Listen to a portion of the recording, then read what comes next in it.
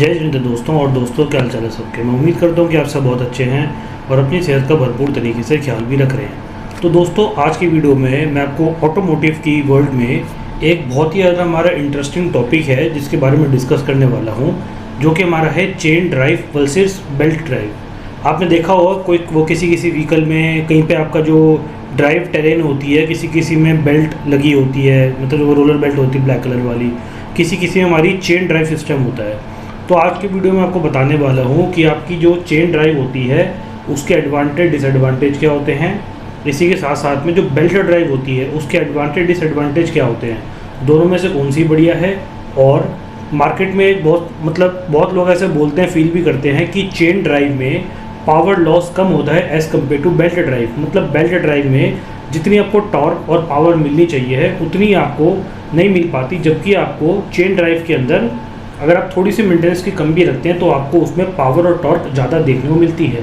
तो इन्हीं सब चीज़ों के बारे में हम आज की वीडियो में अच्छे से डिस्कशन करने वाले हैं। तो चलिए वीडियो को स्टार्ट करते हैं। देखिए, सबसे पहले मैं आपसे डिस्कस करूँगा कि आपकी चेन ड्राइव यानी चेन जो लगी होती है आपके व्हीकल में, मोस्टली ये टू व्हीलर्स में होती है आपके, तो चेन ड्राइव के आपके एडवांटेजेस क्या क्या हैं। पहले इसमें एडवांटेज आता है आपका हायर एफिशिएंसी। मतलब चेन ड्राइव जो परफॉर्म करने में ज़्यादा एफिशिएंट होती है, ज़्यादा आपको टॉर्क निकाल के देती है, ज़्यादा पिकअप बना के देती है, क्योंकि उसमें कोई भी स्लिपेज नहीं होती। चेन ड्राइव को पता है उसमें जो स्प्रॉकेट्स होते हैं, टीथ होते हैं, उसकी बेस पे चलती है, तो वो एक लॉक बाय लॉक करके उसमें मैकेनिज्म आपका चलता है। उसकी वजह से क्या होता है, कोई भी स्लिपेज के चांसेस नहीं होते इसके अंदर। जितनी आपका इंजन जो पावर जनरेट करके दे रहा है उतना ही वो आपके व्हील्स तक ट्रांसफ़र करेगा एज इट इज़। बहुत ही माइनर सा इसमें पावर लॉस होता है, बट बेल्ट ड्राइव के मुकाबले बहुत कम होता है। तो एफिशिएंसी होती है बिकॉज इसमें स्लिपेज नहीं होती। दूसरा चेन ड्राइव का एडवांटेज है कि ये ना आपके ज़्यादा लोड को आसानी से कैरी कर सकता है।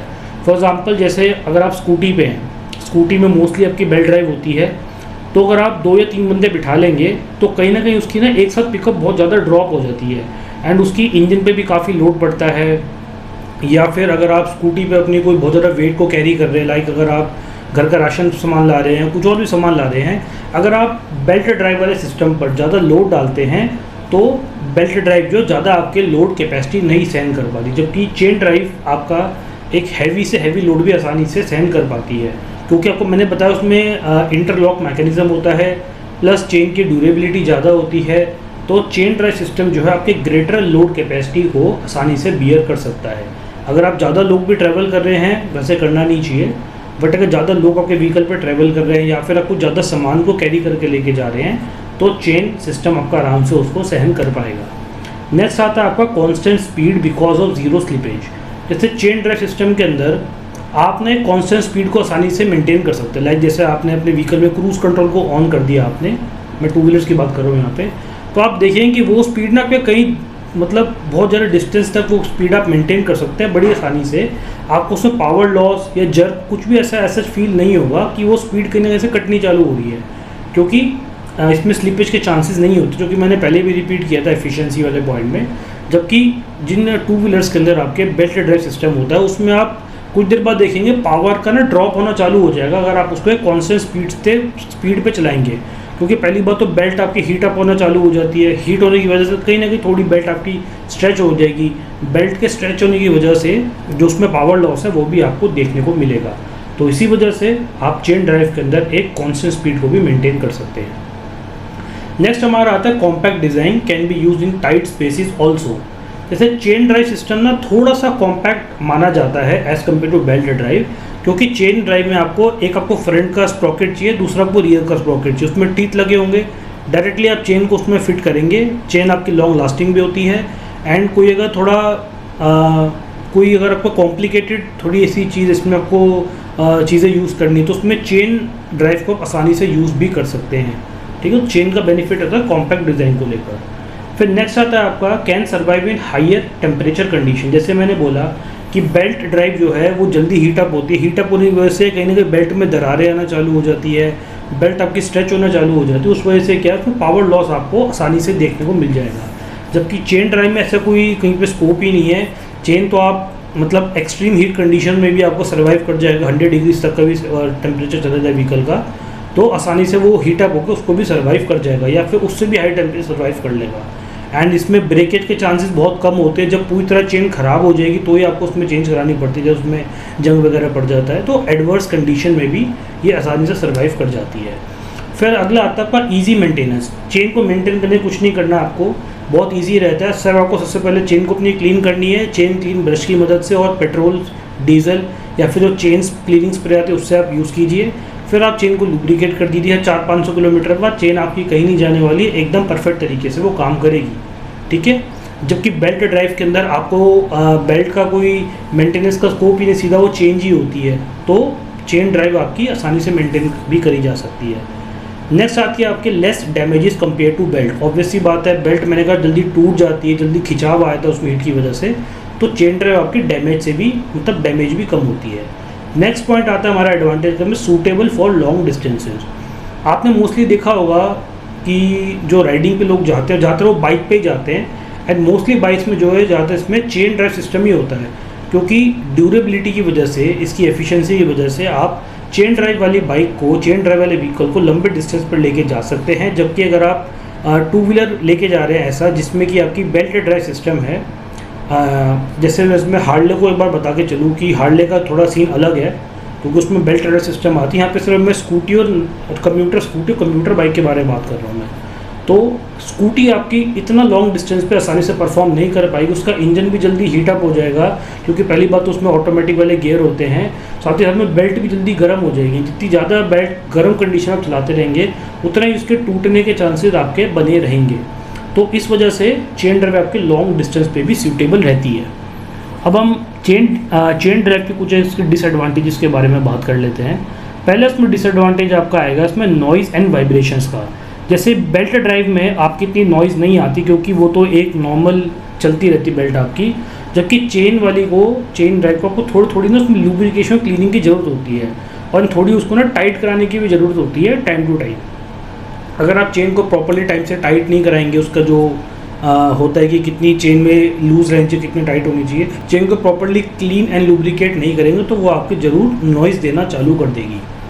मेंटेनेंस की बात बोली मैंने, मेंटेनेंस थोड़ी बहुत आपको चेन को करनी पड़ेगी। सस्ती मेंटेनेंस होती है, रिप्लेसमेंट से तो बहुत सस्ती होती है, ठीक है, बट मेंटेनेंस थोड़ी बहुत चेन आपकी मांगेगी। फिर चेन का डिसएडवांटेज है less shock absorption and more vibration. जैसे चेन में क्या है, आपकी ना शॉक एब्जॉर्प्शन कम होता है। चेन गड्ढे में गई तो कटक कटक चेन आपकी आवाज़ करेगी, एंड जो थोड़े थोड़े माइनर से बम्स एंड पॉट होल्स होते हैं वो चेन ना उसको आसानी से इतनी एब्जॉर्ब नहीं कर पाती, आपको उसकी वाइब्रेशन इंस्टेंट तरीके से फील होती है। जबकि जो बेल्ट ड्राइव होती है वो पूरी तरीके से अच्छे से कसी भी होती है, उसमें आपको कोई सच एडजस्टमेंट की जरूरत नहीं होती शॉर्ट पीरियड में, तो आसानी से आपके शॉक्स को भी अब्जॉर्ब कर लेती है, ठीक है। तो नॉर्मल छोटे मोटे शॉक्स आते हैं उनको। तो ये हमने पहले पार्ट में बात कर ली कि आपका चेन ड्राइव की क्या एडवांटेज और क्या डिसएडवांटेज है। अब हम इस पार्ट में वीडियो की बात करेंगे कि आपके बेल्ट ड्राइव सिस्टम के, जिसकी इमेज आपकी स्क्रीन पे होके आ रही है, उसके एडवांटेजेस और डिसएडवांटेजेस क्या होते हैं। पहले हम पढ़ेंगे इसके एडवांटेज के बारे में। Cost effective, belt drive system आपकी रिप्लेसमेंट में आसान होती है, ठीक है। चेन के कंपैरिजन में इसकी रिप्लेसमेंट कॉस्ट भी कम होती है। चेन में तो पूरा आपको स्प्रॉकेट्स भी चेंज होंगे आपके, फिर आपकी चेन भी दूसरी डलेगी, चेन की लुब्रिकेशन भी करोगे आप, प्रॉपर ट्यूनिंग बिठाओगे उसकी। बेल्ट ड्राइव में कुछ नहीं है, एक आगे रोलर है, पीछे रोलर है, सीधा आपने बेल्ट को रिप्लेस करी, रोलर पे चढ़ाई, एंड वो काम करनी चालू आपकी कर जाएगी। थोड़ी बहुत लुब्रिकेशन की ज़रूरत होती है इसमें, एंड वो लंबे टाइम तक चलती है as compare to your chain drive. Second, इसका बेनिफिट आता है आपका क्वाइट इन नेचर।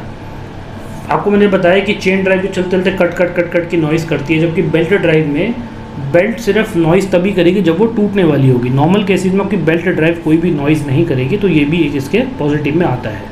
थर्ड आता है लो इन मेंटेनेंस। आप में सिर्फ इसमें खर्चा, इसमें आपको सिर्फ खर्चा होगा इसमें सिर्फ आपको रिप्लेसमेंट का, छोटी मोटी ग्रीसिंग का, बाकी आपको रेगुलर बेस पे बेल्ट ड्राइव को मेंटेन करने की कोई भी ज़रूरत नहीं पड़ती। जबकि चेन ड्राइव में आपको उसको रेगुलरली मेंटेन भी कराना पड़ता है, और उसकी जो चेन की टेंशन होती है लूज या टाइट वो भी आपको कराना पड़ता है। फिर आता है आपका सिंपलर डिज़ाइन एंड एप्लीकेशन, ठीक है। चेन ड्राइव में आपका जो मैकेनिज्म है कोई इतना ज़्यादा कॉम्प्लिकेटेड सा नहीं होता, सिर्फ आपको एक कन्वेयर बेल्ट की तरह एक बेल्ट आपको चढ़ा के देनी है, उस पर अच्छी क्वालिटी की, एंड आपकी चेन की जो बेल्ट ड्राइव सिस्टम वो चलता रहेगा।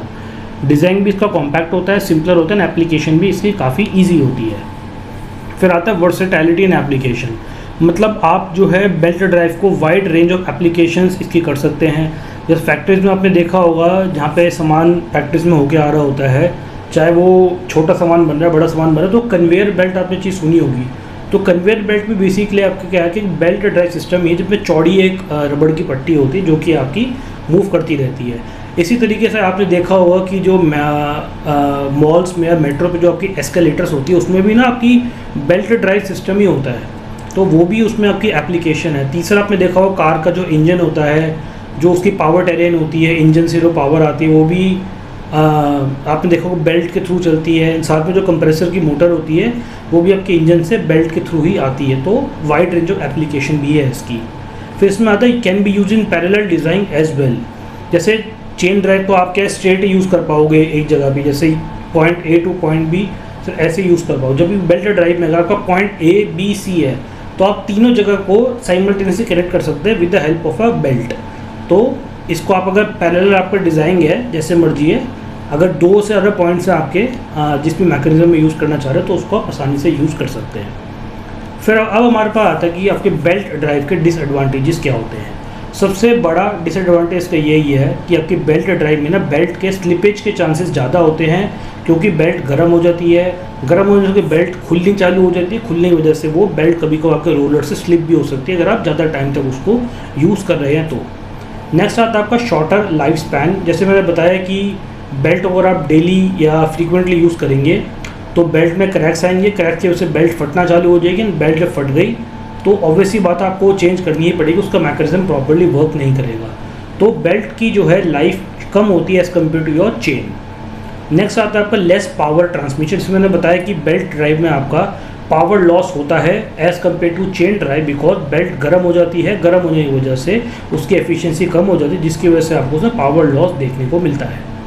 फिर नेक्स्ट आता है आपका require replacement in short period. जैसे मैंने बोला कि बेल्ट के टूटने के कटने के चांसेस ज़्यादा रहते हैं, तो आपको उसको शॉर्ट पीरियड ऑफ टाइम में रिप्लेस भी कराना पड़ सकता है। शॉर्ट पीरियड का मतलब मेरा ये है कि 2 से 3 साल, यानी कि 6 मंथ, 2, 3, 4 साल आपने आपकी बेल्ट जो है चेंज कराने वाली आराम से हो जाती है। ठीक है, अब आप लोगों का जो सबसे मेन क्वेश्चन है कि बेल्ट ड्राइव में पावर लॉस क्यों होता है as compare to your chain drive. देखिए, बेल्ट ड्राइव क्या है, वो जो बेल्ट होती है वो आपकी काम करती है फ्रिक्शन के बेसिस पर।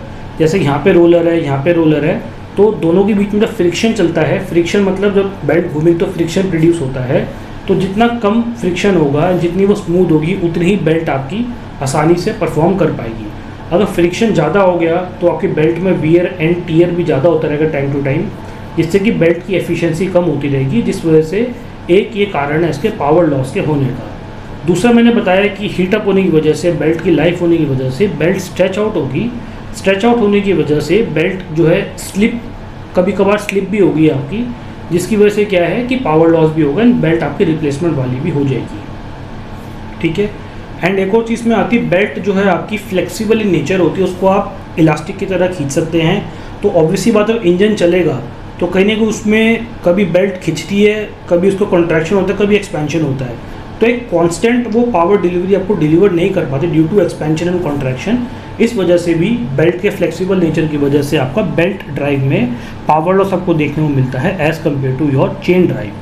अब चेन ड्राइव आपकी एक्स्ट्रा पावर क्यों डिलीवर करके देती है, क्योंकि उसमें ना टीथ बेस्ड इंटरलॉक मैकेनिज्म होता है। जैसे आपका फ्रंट में स्प्रॉकेट है, रियर में स्प्रॉकेट है, तो चेन ना आपके प्रॉपरली लॉक्स के थ्रू कनेक्टेड रहती है, उसमें कहीं से भी एक्सपेंशन कॉन्ट्रैक्शन का चांस नहीं रहता, स्लिपेज का चांस नहीं रहता। एक वो कस के प्रॉपरली ग्रिप बना के चलती है, जिस वजह से जितना इंजन आपकी पावर प्रोड्यूस कर रहा है उतना ही चेन आपके टायर को पावर बना के देगी, तो जिसकी वजह से आपको constant power delivery and efficient इसमें जो उसकी फंक्शनिंग है वो आपको देखने को मिलती है। मिनिमल फ्रिक्शन, आप चेन को अगर properly clean and lubricate time to time करते रहेंगे तो उसमें फ्रिक्शन कम होगी, जिस वजह से उसकी एफिशिएंसी भी बनी रहेगी।